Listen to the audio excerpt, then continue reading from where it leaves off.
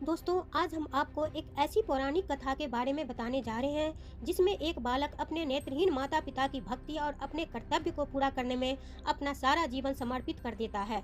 यह कहानी है श्रवण कुमार की कहानी। यह रामायण से संबंधित है।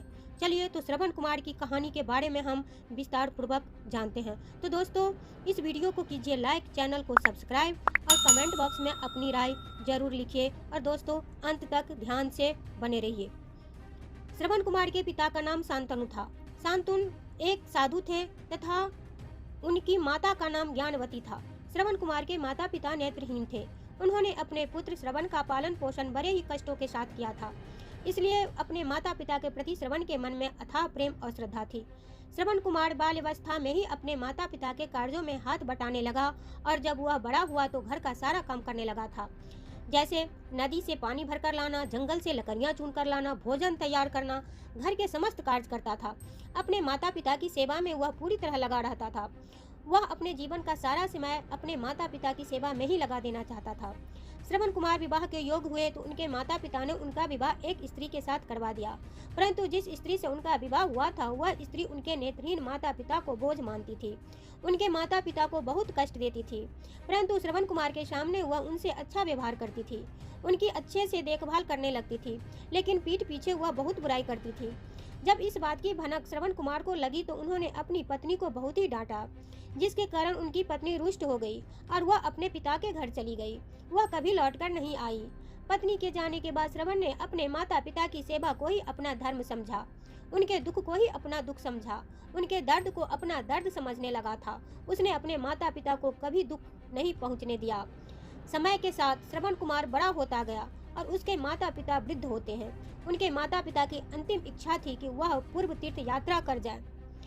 उन्होंने अपनी इच्छा अपने पुत्र श्रवण कुमार को बताई। तब श्रवण कुमार उनकी इच्छा पूर्ति के लिए तैयार हो गए और जाने के लिए तैयारियां करने लगे। श्रवण कुमार ने अपने माता पिता को 2 टोकरियां में बिठा लिया और अपने कंधे पर कांवर बनाकर उठाकर चल दिए।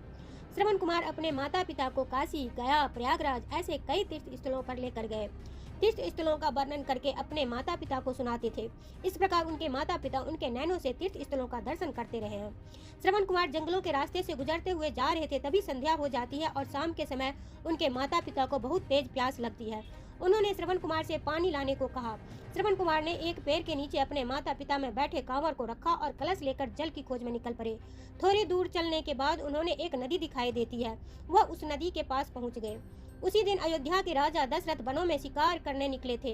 दिन भर इधर उधर घूमने के बाद, जंगलों में भटकने के बाद में कोई शिकार नहीं मिला और वह घर की ओर प्रस्थान करने ही लगे थे कि उन्हें नदी के तट पर आहट सुनाई दी। उन्होंने सोचा कि अवश्य कोई वन्य जीव नदी तट पर प्यास बुझाने आया है। राजा दशरथ नदी की ओर बढ़े और एक पेड़ के नीचे रुककर शब्द भेदी वाहन चला दिया।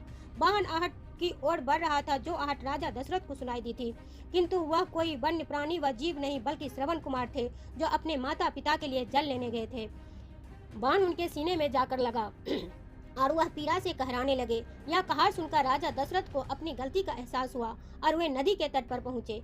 श्रवण कुमार घायल अवस्था में वहां पर पड़े रहे। राजा दशरथ जब वहां पर पहुंचे तो उन्हें बड़ा ही दुख हुआ। वे आने आप को कोसने लगे। वे श्रवण कुमार से क्षमा मांगने लगे। तब श्रवण कुमार ने कहा, हे राजन, मुझे अपनी मृत्यु की कोई दुख नहीं है। दुख है तो मुझे अपने माता पिता की इच्छा का, जो मैं पूरा नहीं कर पाया। मैं उन्हें समस्त तीर्थों की यात्रा न करा सका और वह इस समय प्यास से व्याकुल हैं। मैं उन्हें पानी न पिला सका। हे राजन, कृपया इस कलश को लेकर जाइए और मेरे माता पिता को प्यास बुझा दीजिए। इतना कहकर श्रवण कुमार ने अपने प्राण त्याग दिए। जाने अनजाने में स्वयं से हुए अपराध से दुखी व व्याकुल राजा दशरथ श्रवण के माता पिता के पास किसी तरह से पहुंचे। श्रवण कुमार के माता पिता देख तो नहीं सकते थे, लेकिन वह चरणों की आहट सुनकर जान जाते थे उनका पुत्र श्रवण कुमार है, लेकिन इस बार श्रवण कुमार नहीं है। पिता द्वारा पूछने पर राजा दशरथ ने पूरा वृतांत सुना दिया। अपने पुत्र की मृत्यु के समाचार सुनकर माता पिता जोर जोर से विलाप करने लगे और उन्होंने राजा दशरथ को श्राप दिया कि तुम भी पुत्र वियोग भोगोगे और तरफ तरफ के अपने प्राण त्याग दोगे। इसी श्राप के कारण राजा दशरथ के बड़े पुत्र मर्यादा पुरुषोत्तम राम को 14 वर्ष का वनवास काटना पड़ा और राजा दशरथ अपने पुत्र वियोग में तड़पते हुए अपने प्राण त्याग दिए थे। उम्मीद करते हैं कि आपको यह श्रवण कुमार की कहानी पसंद आई होगी। इसे आगे शेयर जरूर करें। आपको यह कहानी कैसे लगी हमें कमेंट बॉक्स में जरूर बताएं और दोस्तों वीडियो को लाइक जरूर करें और अंत तक बने रहने के लिए धन्यवाद।